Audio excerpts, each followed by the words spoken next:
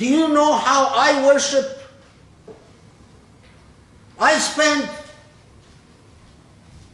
a lot of time yesterday reading a very, very important article that I saw in the Atlantic magazine about the Holocaust taking place against Muslims in China. You must read that article. That is a very worthy ibadah in the first 10 days of the Hijjah. You must read the article. It was written by a Muslim who managed to escape the Holocaust.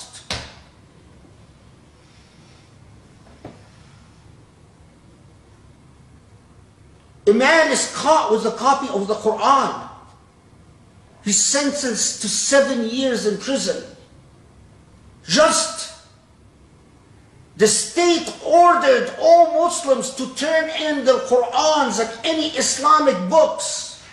And if you're caught with a copy of the Quran or any Islamic book or any book on Hadith, the least that could happen to you is to be sentenced to 7 years in prison.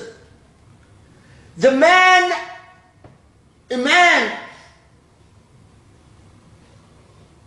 took out a book on pan-Islamism, read a book on pan-Islamism. He was sentenced to 5 years in prison. The state goes out of its way to indoctrinate Muslims in China that pan-Islamism is evil. Any form of Muslim caring for another Muslim or Muslims talking about a single ummah is evil. Any type of thinking about the Khilafah is evil. But the state goes more than that. As you sit there and get ready for the Eid and think about the Hijjah, those Muslims in China are disappearing in the millions in so-called study centers where they are raped, where their organs are harvested, where they are indoctrinated in communism, where they are not allowed to practice any article of their faith. Owning the Quran is a crime. Reading the Quran is a crime. Memorizing the Quran is a crime. Reciting the Quran is a crime. Read the article in the Atlantic. I know that Muslims don't read. But for God's sake, this is your ibadah. It is more worthy than 1,000 rak'ahs you pray. Read a simple article in the Atlantic. A Holocaust is taking place against our fellow Muslims.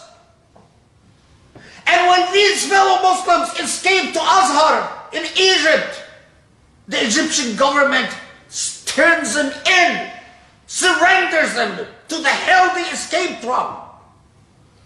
And when they escape to Hajj in Mecca, the Saudi government turns them in, surrenders them to the hell they escaped from. And you sit there and you think that it's okay to make plans for Hajj, to watch Hajj, to accept the status quo. No, it's not okay. History and Allah will never forgive us that we lived through a Holocaust being committed against Muslims in our lifetime.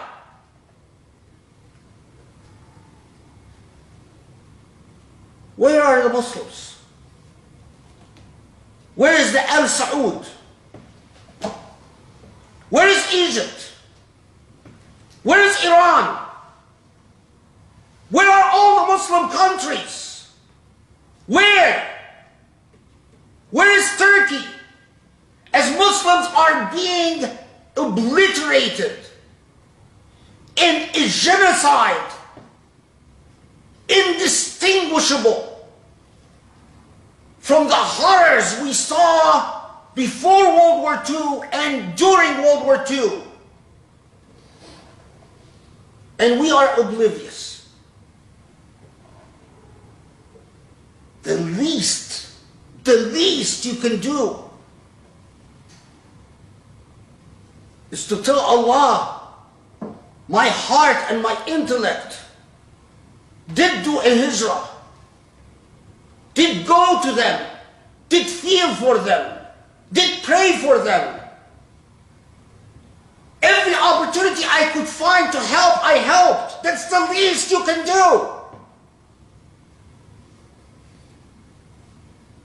But what you cannot do, is be like the Islamic Center of Southern California and say, we're American Muslims. It's none of our business. If it doesn't happen to America, then it doesn't concern us as Muslims. That's a different religion that you've invented. That's not Islam. What you cannot do is be like Zaytuna and say, Inna al-mulka lillah. Allah controls who is in power and who isn't. And it's all up to Allah, and we just pray and do fasting and learn hadith and repeat hadith to each other, and we ignore everything. That's a different religion. Not the religion that Muhammad ﷺ brought, and not the religion of Ibrahim ﷺ. The least you can do is recognize that this is a corrupt religion, and that is a corrupt religion, and to understand the right religion. Read the article in the Atlantic, and pray for your brothers and sisters, and help in any way you can your brothers and sisters. This is precisely why it is an obligation upon Muslims in the United States to gain as much power as they can. Because the truth of the matter is, all these Muslim countries are colonized and powerless and useless. And it is only a country like the United States can stop a genocide like that being committed in China against Muslims. One final note. Let's not forget for the millionth time that the genocide against Muslims in China was preceded by a genocide against Muslims in the Rohingya, in Burma, and that went alongside a genocide against Muslims in Kashmir, and that was preceded by a genocide against Muslims in Bosnia, and that was preceded with Islamophobia. Islamophobia is the ideological trope that allowed the engines of oppression to work against Muslims everywhere. And let's not forget that we've done nothing about Islamophobia. Let's not forget that those who have money will not spend it to fight Islamophobia, while those who have money are happy to spend it to fund Islamophobia. Let's not forget. أقول قولي هذا واستغفر الله لي ولكم إني داع فأمن. اللهم اغفر لنا، اللهم اعف عنا، اللهم ارحمنا، اللهم اهدنا لأقرب من هذا رشدا يا علي يا عظيم. يا رب Allah forgive our sins, guide us to the straight path. Allah enable us to do hijrah to you and away from shaitan and away from all evil and to come ever closer to you, Ya Allah, Ya Ali, Ya Azim. وصلي وسلم وبارك على محمد وعلى آله وأصحابه وإحسان إلى يوم الدين وأقم الصلاة.